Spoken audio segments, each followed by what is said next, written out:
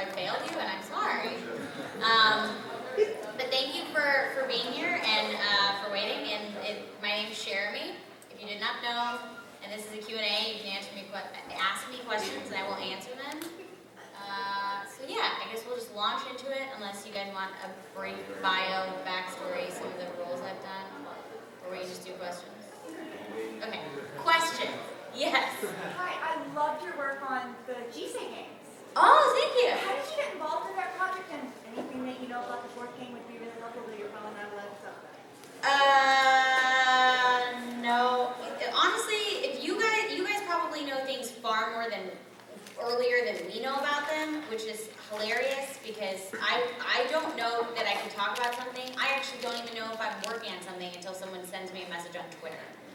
So I don't know anything about Last I heard, she sent out a news message saying, "Don't worry, guys. I promise. After this big project that the company's, they're a pretty small company, is doing," she said, "next priority is Jisei number 4," and they left us with such a cliffhanger. But you were adorable. Thank you. Leigh plus Bonnie equals love. Yeah, I mean the way I got involved in that is it's Afia Yu's company, who is a voice actor, and her partner in crime is Mike Solazad. And so I'm friends with both of them, and they just said, like, do you want to come by our apartment and record stuff into a box setup that we have? And I was like, yeah, okay. And then games kept coming, so that was like really cool. And I love that character, so that was how that happened. It was like friends working together, which is cool. Yes? Hi, would you ever, I already told you about that animation thing before. Yeah. Would you ever want to work with the big names in the voiceover tree, like Rob Paulson, Tara Strong, or Kevin Michael Richardson, along with a voice director named Andrea Romano? Yeah, I mean, any opportunity to work on anything, I'm super excited because all I want to do is work on a character and play a different type of person than what I am. So I don't really care who I'm working with, but yeah, if I'm in a room with people that I've seen their work before or grown up watching them, it's like a starstruck moment of we're in the same room and we're working on this together, and this is really surreal and really amazing. So yeah, I mean, I would love to work with them. I would probably need like 5 seconds to breathe before I was able to like say my line and talk to them, because that would be weird. But I would be very excited to do it. That would be awesome. Yes? First of all, congratulations on Sailor Venus. Thank you.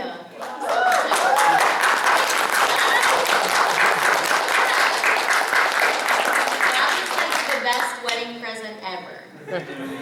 So cool. So I noticed that you also played a part in acting for Bones. Yes. I was surprised by that, and that made me wonder, which of the two would you prefer, regular acting or voice acting? I did voice acting forever, and I was like taking, just working nonstop in front of the mic, and I hadn't done any on-camera acting. So then I was like, man, I'm really craving to work on a film or a TV show, and I'll audition for stuff, and sometimes I won't get cast, and I got cast in a movie, and I was gone for voice acting for a whole month. And the whole time I was like working on the film, I'm like, man, today would be a really fun day to go do voice acting. I really miss it. And then once I'm doing voice acting for like 2-3 months, I'm like, man, I really miss on camera. So I think they both work different muscles for me, and if I'm not working on one, I miss it, which is great, because that means when I am working on it, I really appreciate every day that I have, because I'm like, well, I might not work on this for another 2-3 months. And if I get to work on an on-camera project, those are usually fewer and far between at this point. And it's usually like one day maybe, whereas with a voiceover project, if it's a series, I'll get to come back over months and months usually. But yeah, when I worked on Not Cool with Shane Dawson, I was in Pittsburgh for a month working on that every day, and that was really, really a good time. So I don't know, I think I would have to do both. I would miss one without the other. Yes? Alright, like what was your, sorry. No, you go first, and then I'll answer yours. So yes, go for it. Okay, like what was your favorite the episode when you were voicing Shauna in the seasons 2 and 3 Double Shotgun Shauna? My favorite episode? That is way too hard. I will say, like, I loved getting to work on the movie because that kind of summed up season 1 and it got the ball rolling for season 2 and 3. I loved season 3 because I feel like that kind of got some of the characteristics that we've seen in the movie / season 1, plus some of season 2, and then everything got really real in season 3. And it was a chance to get super emotional and work with Josh, and Josh and I were really got sucked into that project. We loved that so much, so it was really nice to kind of get really honest and brutal and have things get really serious. Yeah, well, like I would also like to say, like I really would love to see Carly Moss here, the voice of Rosalia, as well as Kent Williams and Bruce Carey, the voices of Alice Thornton. Yeah, I love them, and I've known Bruce Carey he probably doesn't even want to know how long he's known me. And Kent Williams I worked with when I was 8 on a little video series called Prayer Bear. And so when I was back working with Kent again, that was really a fun deal, because I was like, he was one of the first people that I'd ever worked with, and then now we're working together on voiceover, so it's really fun. Yeah. Yes. Hi, I'm Kelvin. Hi. I just got part 2 of Sailor Moon, and I really love how much gusto you put into your part as Venus. Thank you. It's probably me just being super excited to be Sailor Venus. I probably should scale that back, but I'm glad you're enjoying it. I noticed that Minako gets a lot more interesting and weird when Kunihiko Ikuhara takes over as director. And I was wondering if there was any particular scene or episode you're looking forward to dubbing, because I'm thinking of one in particular. Which one are you thinking of? I'm thinking of the episode where Minako tries to get her heart stolen. One of my favorites. That'll be awesome to work on. I don't know. I mean, I am obviously working in Fairy Tail. I love moments where I get to be really wacky. But I also love really genuine moments. So it'll be really nice. I feel like Sailor V, at least of what I've recorded so far in the series, she's had a lot of really sweet, a lot of really nice, genuine moments. And so I'm very excited to kind of get some of her wacky, girly, like, high school girly side out there a little bit. But I still feel like out of all of the girls, she's kind of not the most composed one. She still likes to have fun, but she's done this before. She's like the kind of the older sister of all the girls. So, but yeah, I want to see her kind of let loose a little bit. So that would be exciting to get to work on. Yes. Well, you said about the fairy tale being wacky and stuff. Yeah. How about I'm trying to little down. I know favorite questions are hard, but like, do you have any favorite wacky moments or episodes that you can remember that stand out?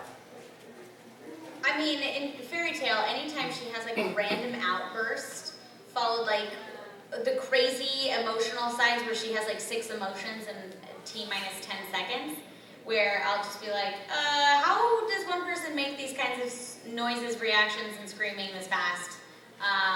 But I love that because it's a challenge, and I kind of don't even think about what anybody thinks about me, because I know I'm making some really weird faces behind the glass. I love the around the one. Oh yeah.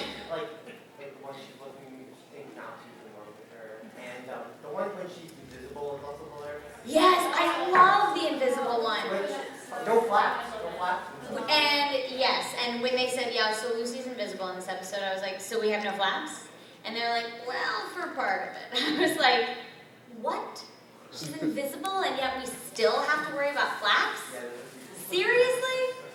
My other one that not for that show, but speaking of like weird flaps, they had cleaned up the animation, so we got a new set of animation on a show.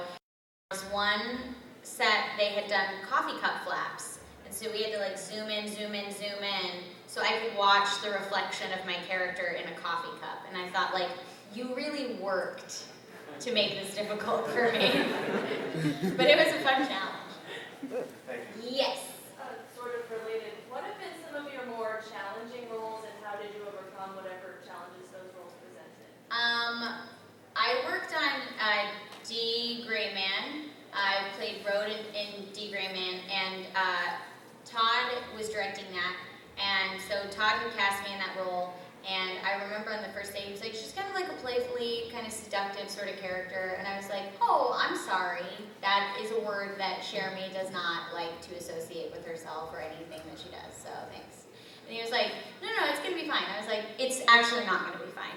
And I think this is the only time that I have ever told a director, like, I'm not comfortable doing this. Like, I'll say, like, in a joking way, like, this is really uncomfortable. But I told Todd, I was like, it's you, Sabbath, Vale, all in a room with a camera on me, and like this is just not comfortable. I've been a voice actor for all of, like, maybe a year. You're just gonna stare at me and, like, laugh at me? This is so uncomfortable. I'm everybody's little sister. Like, don't do this to me. And they were like, it's gonna be fine, Cherami. I was like, it's not gonna be fine.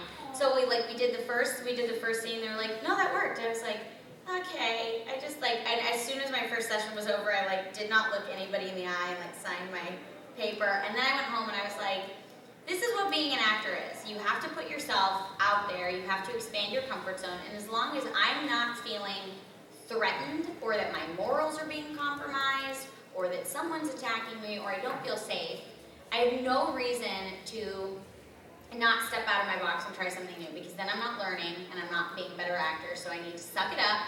I'm in a very safe environment. Todd and Eric and Chris Sabat are not going to let anything happen to me. They're very protective. And I was like, if we're going to be doing this character with anybody, it's going to be with them. And that's how I feel with everybody at Funimation. They've said, I want you to try this kind of character. And I'm like, I don't know about that. Knee socks and panty and stocking. She's like, it's going to be the deepest voice that you've ever worked on.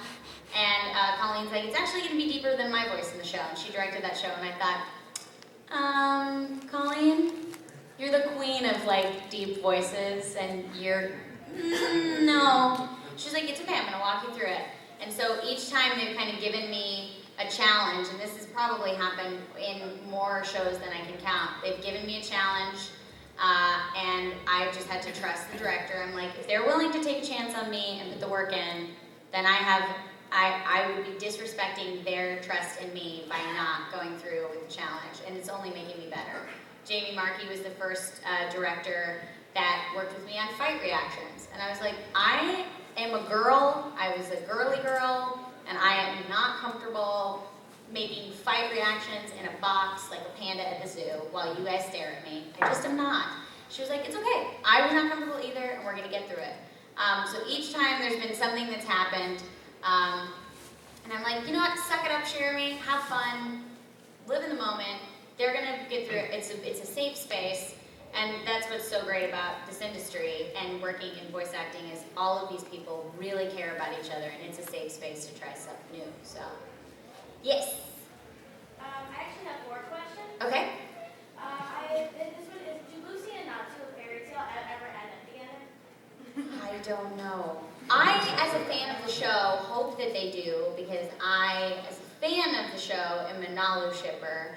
I, as the voice of Lucy, and as Lucy's representative in this room, say that is not going to happen anytime soon.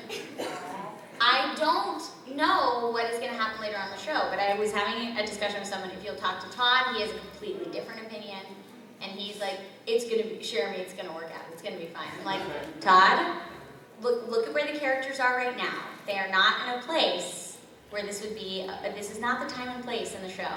So I hope that happens. But I certainly don't think Lucy's ready for a relationship. Lucy needs to focus on Lucy. And Natsu needs to focus on Natsu. Yeah, my second question is, why is Patty so obsessed with giraffes? I don't know, but it's been very weird that since I worked on that, it's like giraffes have followed me. I've oddly enough had weird, people just started giving me giraffes that don't even watch anime. I've always loved monkeys, and so suddenly people were like, hey, I saw this giraffe and I thought of you. And I was like, that doesn't make any sense unless it's ironic, because I'm a very short person. So why you went giraffe, sure, got it.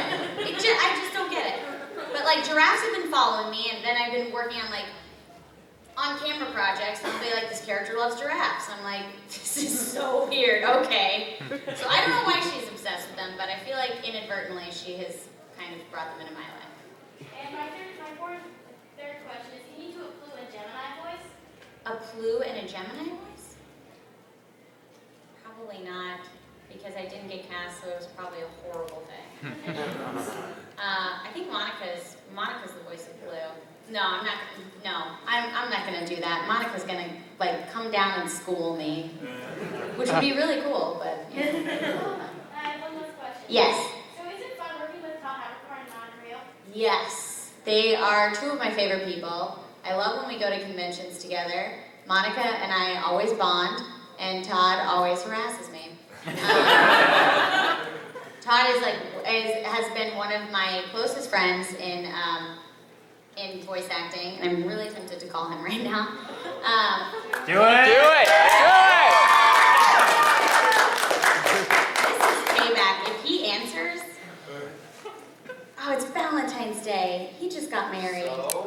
Call him anyway. I just got engaged. Sorry. Do it! Do it! I feel so guilty, but he's done this to me earlier. Put on speakerphone so we all can hear. Yeah, I will put him on speaker, but let me see if I can. Get T on blast too. Gosh, this is an invitation for he's gonna be like, oh, that's fine, but it's on. Miss Lee. Oh, that's not it. Oh boy.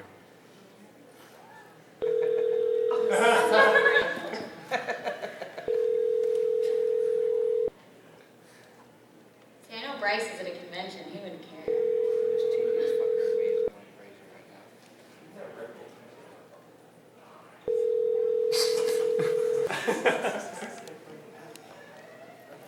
The suspense.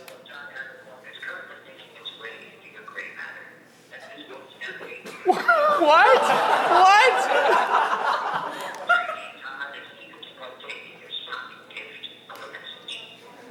Katsucon, please record your message. What? Leave a message. Or press 1 for more options. Hi, Todd Havercorn. I'm in a room with a bunch of people who would like to say hello to you. So.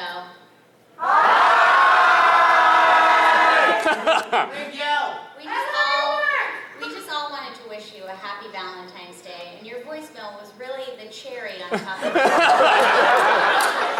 a wonderful Haver Sunday.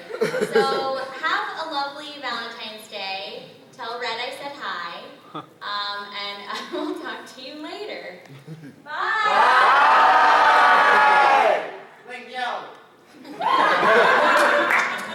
What kind of greeting was that? That's just, like, really weird. Like, a part of me was like, are we going through the Twilight Zone right now? That's effort, man. I expect nothing less of Todd. Okay, can you get Tia Ballard on the phone too, if you have a number? I don't think I do have Tia's number. I think she just got a new number. I was about to say, she said something at a con about how people were calling her and texting her. Okay. Any other questions? Try calling our colleague. Monica, Tatum, Chris Sabat, Kaylin Glass. My mom went to college with her. I just feel so bad calling people that like have children or are married on Valentine's Day. Tatum's in Milwaukee. Yes. I know Tatum's in Milwaukee and Bryce is in Milwaukee. But it's like they might be on Valentine's dates. Right? That's the last thing I want to say. I wrote that. Do you have a question? Thank you. What got you interested in voice acting? I wanted to be an actor because I wanted to be on Barney when I was 5. So that was my ultimate goal. That never occurred, which is totally fine. But I started doing voiceover because I sounded like a 3-year-old when I was 7, but I could read like a 10-year-old. So I just started getting cast in voiceover commercials that anytime they needed a child to read off large paragraphs, I just got hired. So I did that my entire life, and then when I graduated from high school, I had worked at Radio Disney and been a DJ and all those things, and still worked for Radio Disney. And they said, do you want to come audition for this place called Funimation? They cartoons.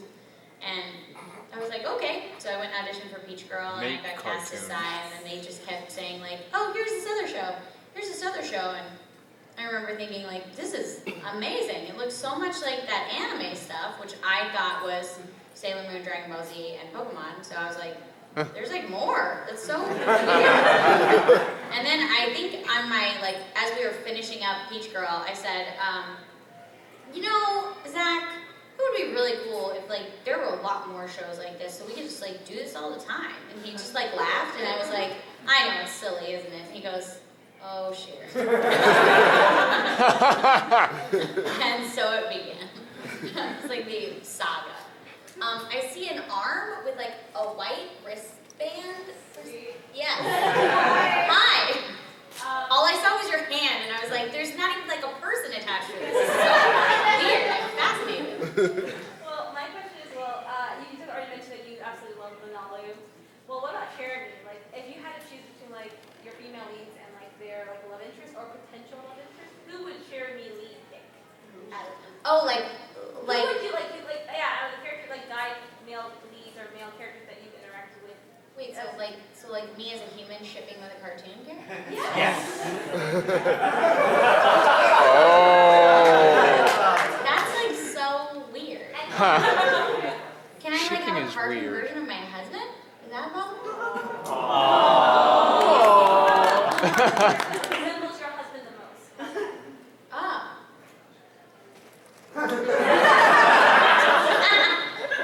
Who looks like you? I don't know.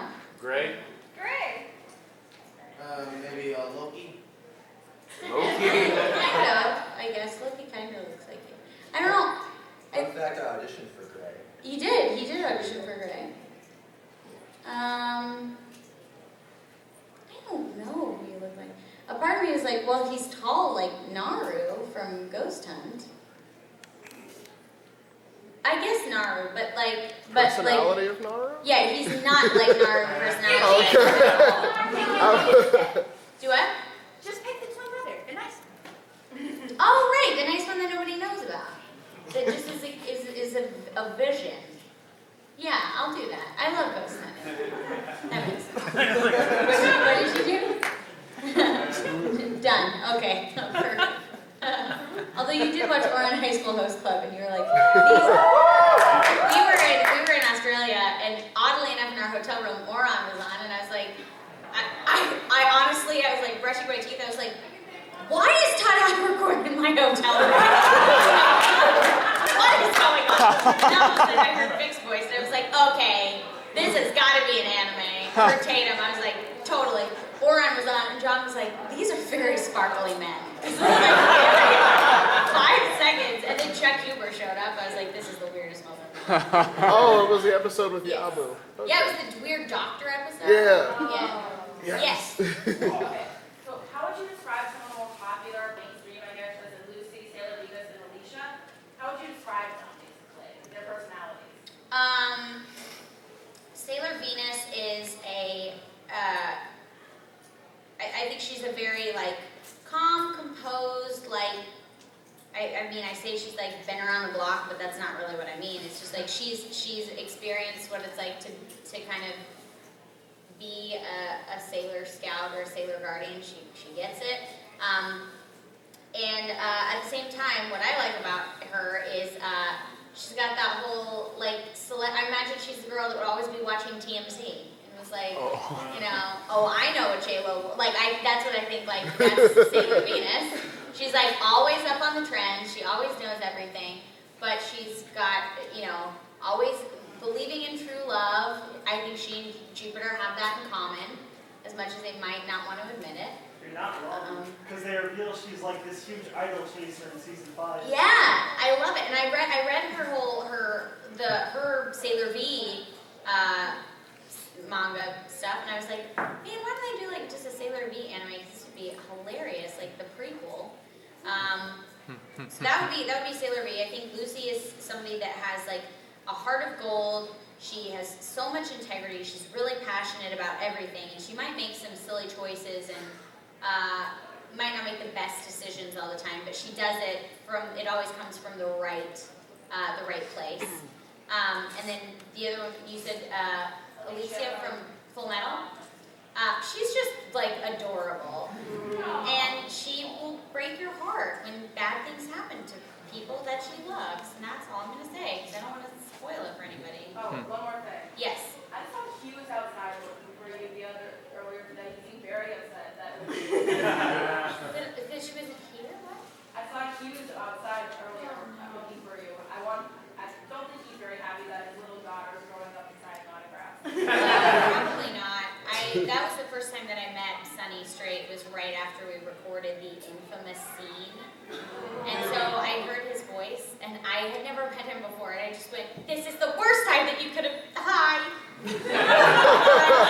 I started to well up, and he goes, "Oh man, you did the scene today, didn't you?" He goes, "I'm Sunny. Daddy loves you. Come here." And I was like, so sad. It's so awkward. Yes. Hi. Hi. I love all your work.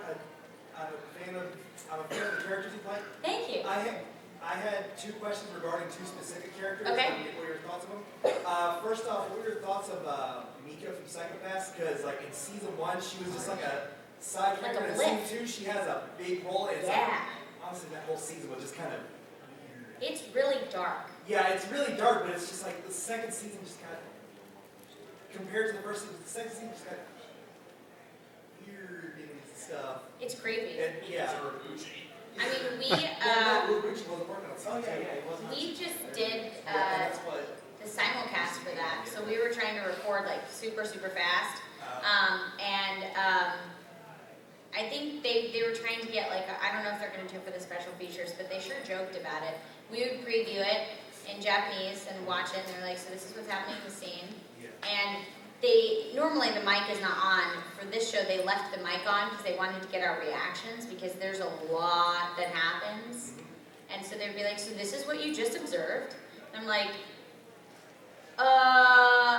where did all the blood come from? Every 10 minutes. Yeah, I mean, like, I think there were moments where I'd go, "Oh my, this is not real, right? This is like a dream sequence," and then something else would happen, and I'm like, I don't like this moment. Can we like take a moment before I have to record this? They're like, no, it's fresh, go. I'm like, this is like a form of torture. This is really a dark show. I can't just like sit here and watch this happen and be okay with it. Yeah, that was like a show that like does a number on you, I think. And then my other question was like, aside from her and a few others, a lot of your characters like just like cute, upbeat, kind of happy characters. Yeah. What's your thought of Iris Heart from Hyperdimension?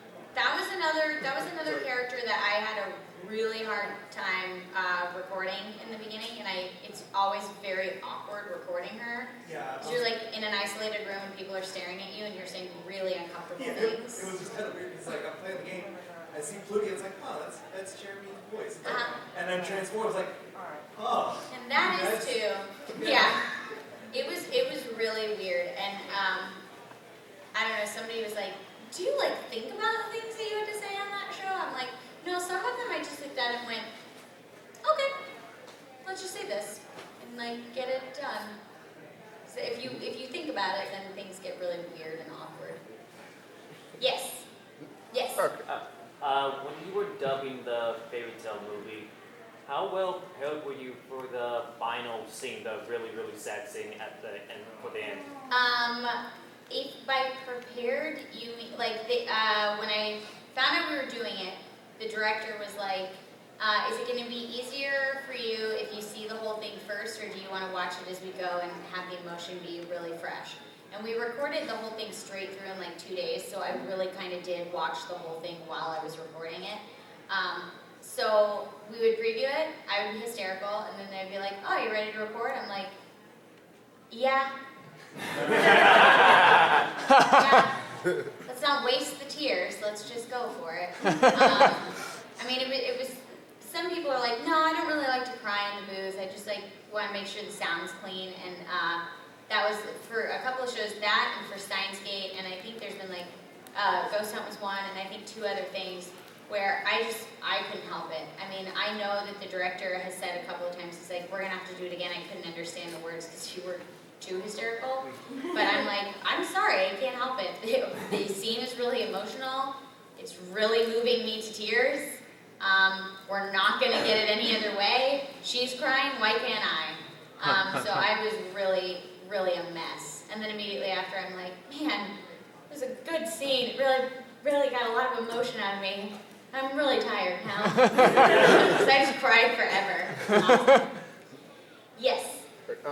I have 2 questions. One, I mean, your portfolio is massive at this point in time, and like, I noticed, just from what I've seen, a lot of characters who have like very noble, have a very strong sense of, like right and wrong, things like that. Have you ever just played like inherently just bad characters, just evil, and just it does really. Yeah, the first character that I ever played in anime, Cyan Beach Girl, she is just not very nice.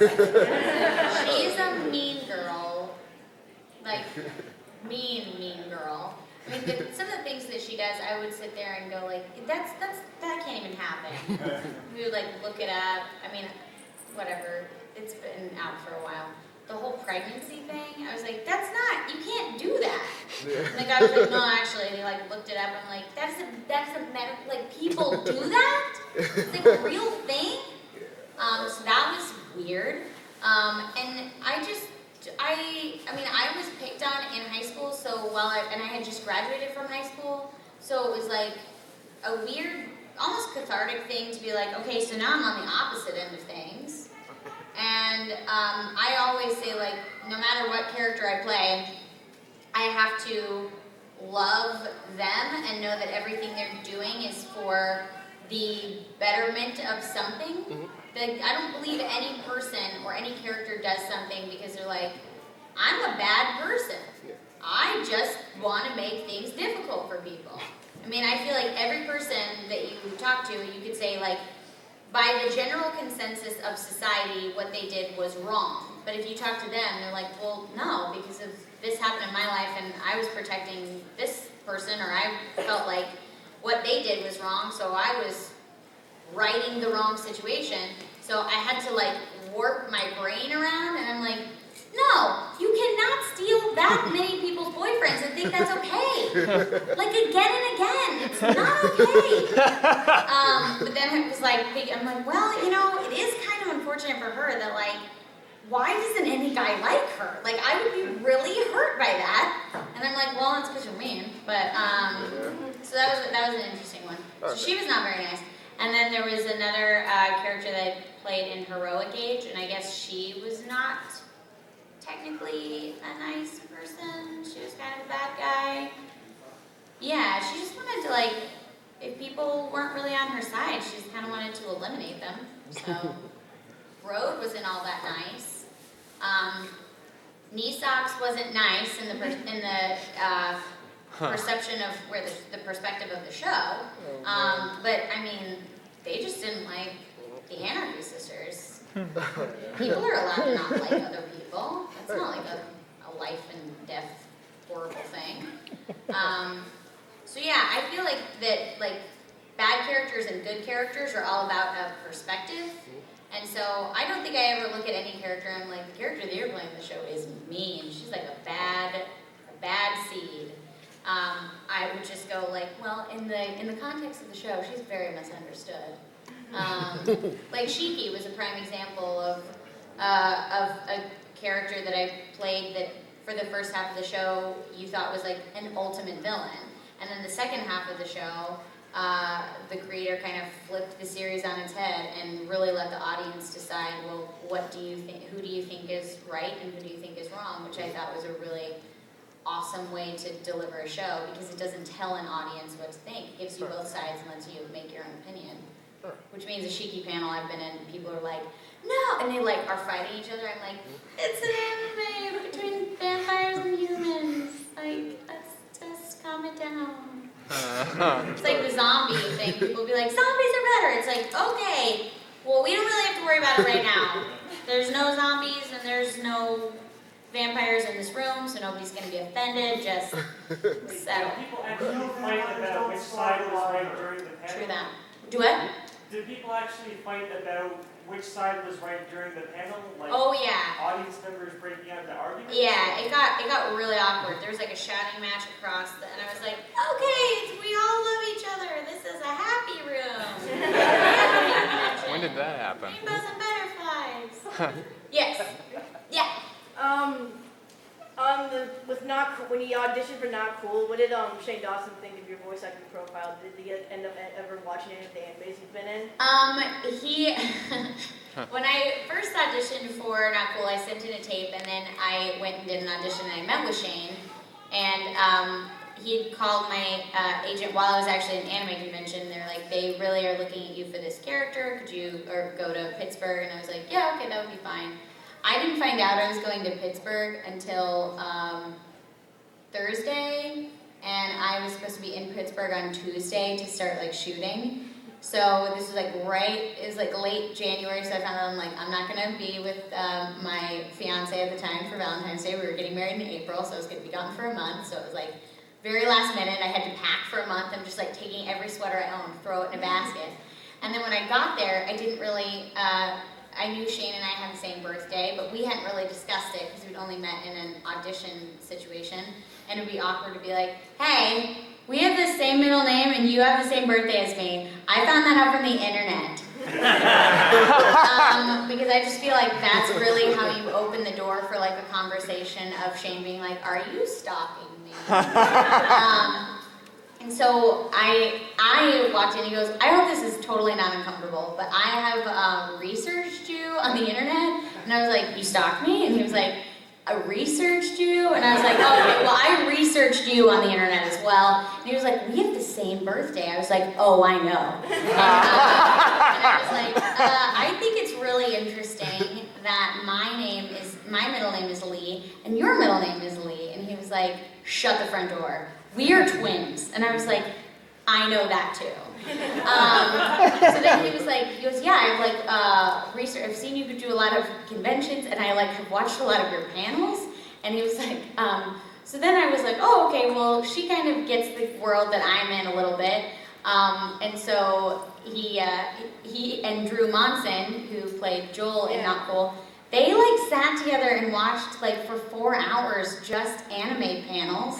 And we're watching autograph signings from voice actors on YouTube, and he was like, it was just a dark rabbit trail. And he'd be like, oh, suggested video? Sure.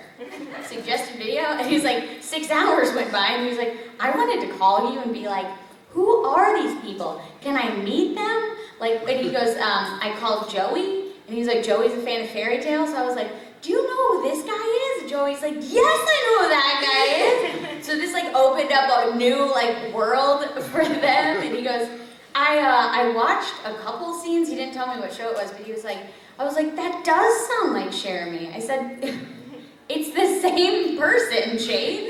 It is me. So he was like, just don't do any voices around me because it would make me uncomfortable. But then he'll come up to me and he's like, can you do a voice? I'm like, he's like, just don't do, it's very weird. He'll ask me to do it and he goes, don't do it, it makes me uncomfortable. So I saw the YouTube video with you two together. And yeah. You did the little girl voice. He was like, oh my god, he was terrified. He gets terrified, but then when Drew does these really weird voices and really weird sound effects, both of us will get very uncomfortable. Yeah. Because Drew will say things as a very small, 4-year-old child, he'll say the most inappropriate things, only Drew can. And he goes, okay, Cherami, your turn. I'm like, I am not saying that. I will not say that in my voice. I will not say that in no. It doesn't even make any sense. One more thing. I remember watching that, your character kind of reminded me of your character Sae, Peach Girl, with the mean girl sort of aspect. Even though your character wasn't mean, but the coldness of it sort of reminded me of Sae. Did you think of that, or?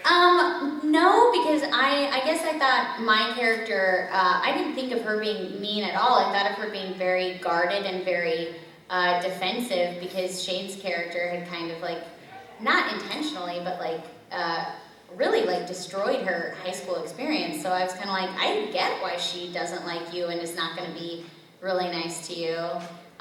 He also like ran in front of her while she was driving, which is not safe. I remember that. That's like, that's all on him, man. Yeah, it's his fault.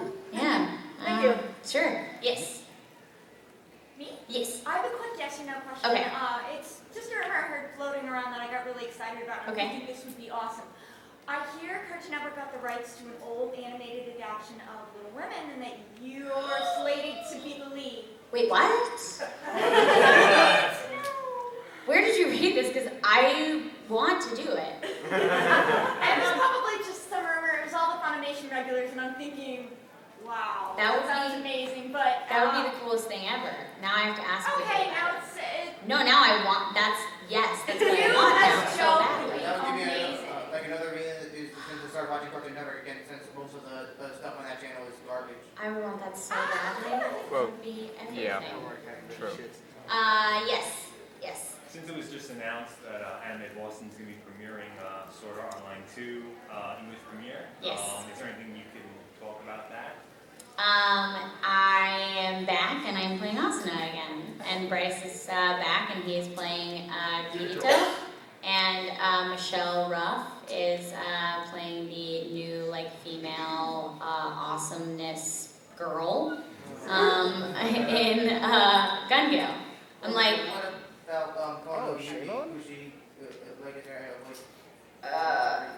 I don't know if anybody's told me who is playing that role yet.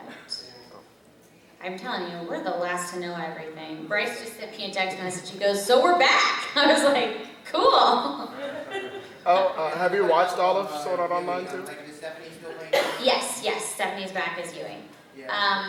I have seen a couple episodes. I watched a few episodes of the Mother's Rosario arc, and then I had to stop because I was afraid we might not get to dub it, and I got sucked in, and so now I'm very excited that I can officially go watch it and not be like, I won't get to do it. I was gonna ask how you reacted to the ending, but you didn't see it, so I can't. I've seen very close to the ending, and there was a lot of tears, and so I was like, this is gonna be so fun to do. I've gotten like multiple texts from Bryce that he's like, you are gonna love this. I'm so jealous of what you get to do in season 2. So Anime actually like made me cry like twice. Oh man, it's so sad. Like once in in season 1 where Yui was about to disappear. Yeah, and second time on the finale of the second season. Yeah. Oh, it's brutal. Yes. What was it like voicing Sword Art in Sword Art Online? It was awesome. That was like the first anime that I got to work on in LA, and it was the first time I worked with Bryce. So it was, first of all, I'd seen the show and I loved the show, so I was very excited about the possibility of working on it. I was also very excited to work with Aniplex for the first time, and then the fact that the show turned into be like such a magnanimous project and everybody was so enthusiastic. I know Bryce and I were at Anime Boston when they premiered it, and it was the craziest convention. It was like the craziest first day of a convention where they kind of like said, oh, we're premiering the show. Oh, it's going to be airing on Toonami. Oh, it's going to be like, it was insane, and everyone seemed to be dressed in Sword Art Online cosplay, and it was really fantastic. And it was a really special show in that the director said, I really want to make this seem as realistic as possible, so we're not going to do super wacky. It's going to be really honest, very real. I want certain scenes to feel just like it's a movie. So that was really, really an exciting thing to get to work on and kind of do that side of things in anime. So, yes. What was it like doing working on Sergeant Frog? Awesome. Because we kind of got to, we were told by the producers and the creators in Japan that they wanted us to use American pop culture references in the show, and that has like never happened in an anime that I've worked on before. And so that was when I was like working at Radio Disney all the time. So that's why there's a lot of like Miley Cyrus and Jonas Brothers references, because Joel would be like, What's that, what's a good, like, teenager song? And I was like, well, this is what we're playing on Radio Disney, so we did, like, a lot of Disney references, and, so now the show is, like, has a whole new sort of meaning, I guess. I don't know, it was a lot of fun, though, a lot of craziness. Yeah, oh my gosh, I'm trying to see who I have not answered a question from yet. I think I ran over. Oh, yes. Yeah. How did you feel when you were asked to do the voice for Lucy in Fairy Tale? I was shocked because I didn't even audition for Lucy, when I first auditioned for Fairy Tale, I went in to read and I read for Urza and Happy, took the headphones off and was ready to leave because I didn't think there was any chance I was getting cast as Lucy. And the director was like, please get back in there and read for Lucy. And I had seen a little bit of the show and I knew that she was the main protagonist, so I thought like, well, I don't think that that's like me. And he was like, what part of her do you not think you're like? And he started explaining stuff. I was like, well, no, that does sound like me. And then at the end I was like, but I mean, she's blonde. And he was like, he goes, like almost every character that you play. And then after that I started like looking, I was like, you know what, he's right. I play a lot of blondes. Natsumi, but yeah, and I mean, Natsumi has like red pink hair. And Monica from Kenichi, the Mighty Society. Yeah, but there's, I mean, like, Sailor V, Patty, Lizzie. Asuna. Well, Asuna's like a strawberry blonde, but still, I mean, like, but yeah, so that was the only thing, and so then they messaged me on Facebook and said, get to know the Lucy Wikipedia page. Okay. And I thought that was also a cruel joke. And then the woman who books the sessions, she called, she's like, so I need to get you for 24 hours for the first 6 episodes. I was like, what character is it? She's like, Tyler told me he told you you're playing Lucy. And I said, this is an elaborate joke because I told Tyler to cut it out because this is getting mean. And so she was like, fine. So I walked in and Tyler's like, we're going to record Lucy. And I was like, you know what? This has really gone too far. We're not doing this anymore. This is really hurtful to my feelings. And so I said, like, who's playing Natsu? He goes, well, it's going to be Todd, but we're going to string him along. I'm going to tell him I haven't cast anybody yet. And so, like, they like, let me get through the first, like, 3 episodes, and then Todd was like, so have you heard who's playing Natsu? And I was like, no. And he was like, and I couldn't look at him, and he goes, you know something. I go, no, I don't know anything. I know what I've heard, but I don't know what that means. And he was like, Cherami. I was like, he's stringing you along. You're Natsu. I was like, just act surprised when he tells you. And so when he walked in, he goes, so Cherami told me everything. So I go, and Tyler goes, no more secrets for you. I was like, I'm sorry. So yeah. So far with what I've seen in Fairy Tale, your character is absolutely hilarious. I think she's pretty funny. I did some really good writing on that show. Like, I know Monica writes and Tyler writes, and I think Josh Greeley writes for that show, among a couple other ones, and they're like comedic geniuses. So. So what was your opinion when you heard Bryce was going to be voicing Aaron Yeager for Attack on Titan? I was super stoked. I was really, really excited. I mean, I love the cast for Attack on Titan. There were a couple people that I was like, knowing that this is like a Funimation project, I know a lot of people were shocked by some of the cast, and I love that. I know there were a lot of actors that were shocked that they were in the cast because it's a Funimation sort of show, and I was like, this is really cool. I'm excited to see them in Funimation Studio, so that was awesome. Did you get to see like episode 7 and onward of the show? Of Attack on Titan? Yeah. I have not seen that far. Oh, once you do, it's gonna get serious. It's gonna like blow your yeah. A lot of people were telling me that there's a lot of death, and I was like, well, obviously. It's called Attack on Titan. I don't think it's gonna be like, let's go have a picnic in the forest. Like, it's gonna be dark. Do what? Yeah, like I would love to up here for you on the show. Yeah, I mean that would have been really fun. I don't know. Yeah, I thought you actually could have played like Sasha or something. I know there was a lot of people that were like, I think you'll play this character. I was like, I don't know. I don't know what's happening. I don't know. Given how funny Sasha is and how you've played a lot of funny characters, hypothetically speaking, if you voiced Saga, I bet you would be like perfect. Well, thank you. But I mean, Ashley Birch is a rock star. She's one of my really good friends. She's cracks me up. So I think she's a really awesome choice. Yes. Yeah. No worries. What was it like when voicing in the endless art of fairy tale, doing both Lucy's, and especially that one scene where you had to do 3 different Lucy's? That was awesome. Whenever there's multiple Lucys, because I've done Edalus Lucy, and then Gemini, and then Baby Lucy, and Lucy's mom. And so when they're all in one episode, it's like, well, this is a whole lot of Cherami happening. So we will record regular Lucy, and then we will record Edalus Lucy, and then we will record Gemini, and then Baby Lucy and Layla's usually last. But we go straight through the whole episode each time, because I tried to do Edalus Lucy and regular Lucy in that arc, and they talk on top of each other, so I would just be like, I'm hearing myself, and I'm trying to talk over myself, stop talking.